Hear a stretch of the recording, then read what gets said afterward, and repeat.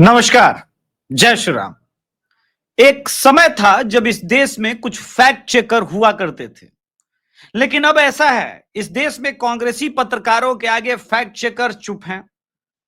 इस देश में वो संस्थाएं होती थी जो झूठ पर कार्रवाई करती थी, किंतु वो सब चुप हैं।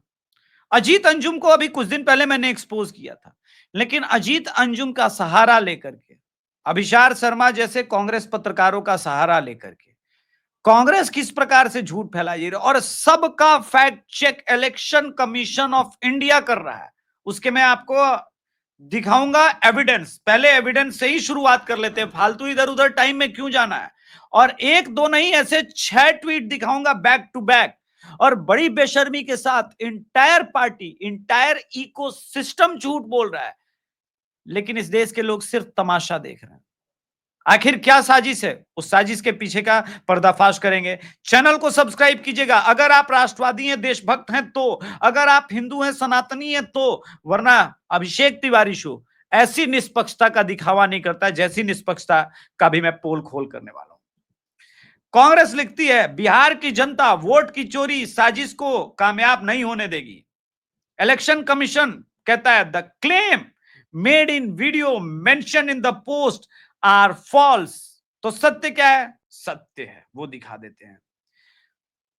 डिस्ट्रिक्ट एडमिनिस्ट्रेशन पटना 16 जुलाई को अजीत अंजुम यूट्यूबर शीर्षक द्वारा कैमरे में सबूत, पटना में 1000 वोटर्स का फॉर्म भरकर खुद ही दस्तखत करते मिले वीडियो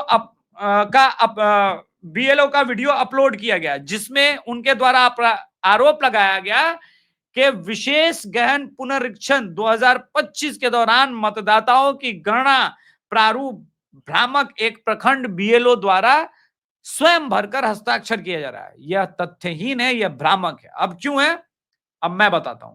देखिए, इस प्रोसेस में एक चीज अप्लाई की गई है, इलेक्शन कमीशन ऑफ इंडिया। मेरा नाम अभिषेक तिवारी है, तो आप जानते हैं कि किसी घर के वोटर आईडी के 5 सदस्यों का नाम आसपास ही होता है। अगर अभिषेक तिवारी है, उनके पिताजी विजय तिवारी भी विद्यमान है, उनके पिताजी मैनेजर तिवारी भी विद्यमान है, उनके पिताजी महंगू तिवारी का भी डेटा और रिकॉर्ड है, तो ये वेरीफाइड है गुरु। और बीएलओ को समझ में आता है कि कौन से लोग यहां के हैं, कौन से लोग यहां के नहीं हैं।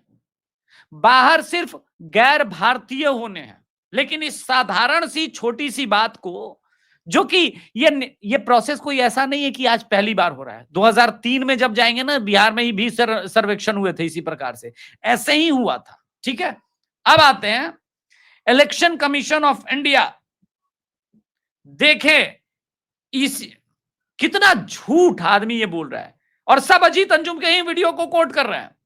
देखें पूरी हकीकत सामने। ज्ञानेश कुमार ऑफ कैमरा पत्रकारों से मिलते हैं, हिम्मत है तो इस गड़बड़ी का जवाब दें। इसको भी एक्सपोज किया है, कहा है कि भाई ये झूठ है। इलेक्शन कमीशन ऑफ इंडिया फिर सुप्रिया श्रीनेत के भी झूठ का पर्दाफाश कर रहा है।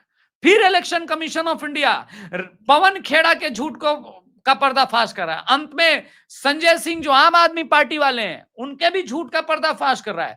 तेजस्वी यादव भी इस झूठ में शामिल होते हैं। इस झूठ में फिर मनोज कुमार झा शामिल होते हैं, और अंततोगत्वा इनके महामहिम राजकुमार राहुल गांधी भी शामिल होते हैं। एक वीडियो, इसीलिए मैंने कहा कि किस प्रकार से गांधी मीडिया के लिए काम किया जा रहा है। पूरी तरह से फर्जी, पूरी तरह से गैर कानूनी काम किया जा रहा है, किंतु अफसोस सब सिस्टम में बैठ करके तमाशा देख रहे हैं। इस पूरे इकोसिस्टम को आपने देखा समझा, कितने करोड़ों लोगों तक इन्होंने झूठ फैलाया होगा। ये तो सिर्फ एक्स पर है। अगर व्हाट्सएप, फेसबुक और सोशल मीडिया का सहारा लेकर के, क्योंकि इनके पास आईटी सेल तो है, तो आप एक एनार्की का सिचुएशन क्रिएट करना चाहते हैं, जो कि बिहार चुनाव के रिजल्ट के बाद आपको रिफ्लेक्ट होता हुआ बिहार में दिखे। ये कोर्ट में जाएंगे। देखिए, इनको पता है कि ये चुनाव नहीं जीत रहे, इनको समझ में आ चुका है। अभिलाषा और आशुतोष पांडे के साथ, अभिलाषा पासवान और आशुतोष पांडे के साथ मैंने एक शो किया है, वो जल्दी आप लोग के साथ साझा करूंगा। उसमें आप लोग को पता चल जाएगा कि किस प्रकार की धूर्तता हो रही है। एक अजीत अंजुम के वीडियो को सारे कोट करके सब एक्सपोज कर रहे हैं, और अजीत अंजुम पर उस चीज को लेकर के एफआईआर हो चुकी है। मतलब न खाता न भाई, जो कांग्रेसी पत्रकार, कांग्रेसी आईटी सेल और कांग्रेसी मीडिया कह दे वो सही। ये दुर्भाग्य है इस देश का। फॉर्म में क्या हो, देखिए होता क्या है कि एक बीएलओ के अंडर लगभग 6500 से 7500 8000 के आसपास वोटर होते हैं, और बीएलओ को अच्छे से पता है कि यहां रहने वाले कौन कौन से किराएदार हैं, कौन कौन से बाहर के हैं और कौन कौन से वोटर हैं, सब बीएलओ को ऑलमोस्ट पता होता है। अब कह रहे हैं कि बिना वेरिफिकेशन, ऐसा नहीं। मान लीजिए मेरे पिताजी ने दिया है डॉक्यूमेंट, मैंने दे दिया, मेरे चाचा भी हैं उसी वोटर लिस्ट में, मेरे ठीक बाद वाले नंबर में उनका भी टाइटल में तिवारी लगा हुआ है, मेरी चाची का भी। उन्हें पता होता है कि पिछली बार भी ये फैमिली गया था वोट करने, ठीक है, क्योंकि पर्चियां तो बीएलओ से लेकर ही पहुंचाई जाती है। तो एक बार जैसे ही मेरे दादा का वेरिफिकेशन हो जाता है, और अगर दादा मेरे भारतीय हैं, इंडियन हैं, तो बात खत्म हो गई। ऐसा थोड़ी ना है कि मेरे दादा हो जाएंगे इंडियन और मैं हो जाऊंगा पाकिस्तानी, ऐसे तो होगा नहीं। पाकिस्तानी होने के लिए हमको नागरिकता वहां की मिलनी होगी, यहां का नागरिकता छोड़ना होगा, एक प्रोसेस है। अब जो लोग कह रहे 35 लाख गायब हो गए, अरे भाई साहब आपको पता नहीं है, 17 ऑफिशियली उसमें चुनाव आयोग ने अपडेट किया है कि 17 लाख ऐसे वोटर हैं जो बिहारी हैं लेकिन बाहर रहने लगे। जैसे कोई गया का मुसलमान बंगाल का भी है, वहां का वोटर आईडी कार्ड बनवा लिया है। 15 लाख ऐसे वोटर हैं जिनके दो दो जगह वोटर आईडी कार्ड, और कौन सी कम्युनिटी के हैं ये तो आपको अच्छे से पता है। अच्छा, एक अभी बेचैनी जब कुछ दिन पहले हुई थी कि कहा गया था आधार से वोटर आईडी कार्ड को जोड़ेंगे, तो कितना चिल्लाने लगे थे एनआरसी। अरे हर चीज में तो एनआरसी आ रहा है। प्रश्न ये तुमसे क्यों ना पूछा जाए कि तुमने ये नीतिगत बेईमानी की क्यों? तुम क्यों दो जगह का वोटर आईडी कार्ड बनवा के घूम रहे हो? यह प्रश्न तो पूछा जाना चाहिए।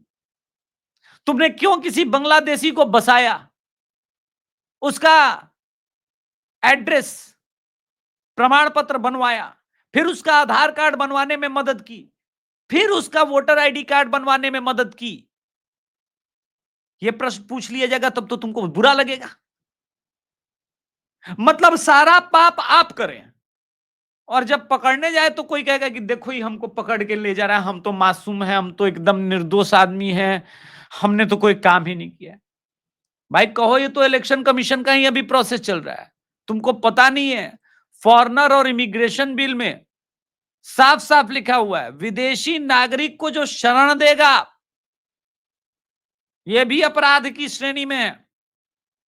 आइए घूमिए फिरिए चले जाइए वापस। शरण देकर के रोजगार दिलवाओगे, प्रधानमंत्री मुद्रा लोन दिलवाओगे, आवास दिलवाओगे, शौचालय का पैसा दिलवाओगे, ये अपराध है।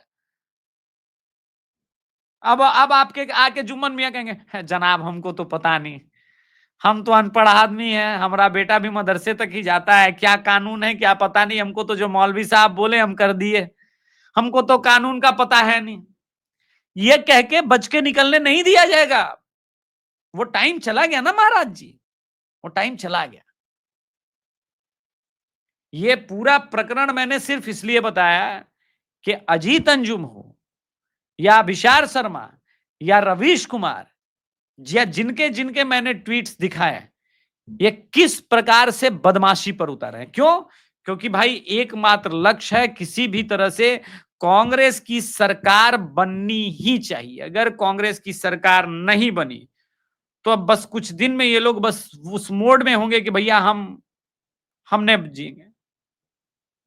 हो सकता है लोग मन ही मन सोच लिए हो कि भाई अब कोई उपाय नहीं है, अब वही करना पड़ेगा कि जो बांग्लादेश के अंदर हुआ। और ऐसा नहीं कि करना पड़ेगा यूं ही हवा में है। कई कांग्रेसी नेता, कई आम आदमी पार्टी के नेता कह चुके हैं कि वैसे ही प्रधानमंत्री आवास में घुसना पड़ेगा, अब वैसा ही कुछ करना पड़ेगा, क्योंकि हरा नहीं पा रहे हैं, दहशत है। अगर आपको भी ये वीडियो मेरा अच्छा लगा हो तो कृपया चैनल को सब्सक्राइब कीजिएगा, वीडियो को लाइक कीजिएगा, और अगर आप राष्ट्रवादी हैं तो ही मेरे चैनल को सब्सक्राइब कीजिएगा, क्योंकि ये वाला निष्पक्षता का ढोंग हम नहीं करते। ठीक है, निष्पक्षता का दिखावा करके सरेआम झूठ फैलाना और लोगों के अंदर ऐसी एनार्की फैल जाए देश के अंदर, लोगों को प्रोवोक करने का काम, ये सब हम नहीं करते। धन्यवाद। जय श्री राम। मेरा एक पक्ष है और मेरा पक्ष सनातन है। धन्यवाद।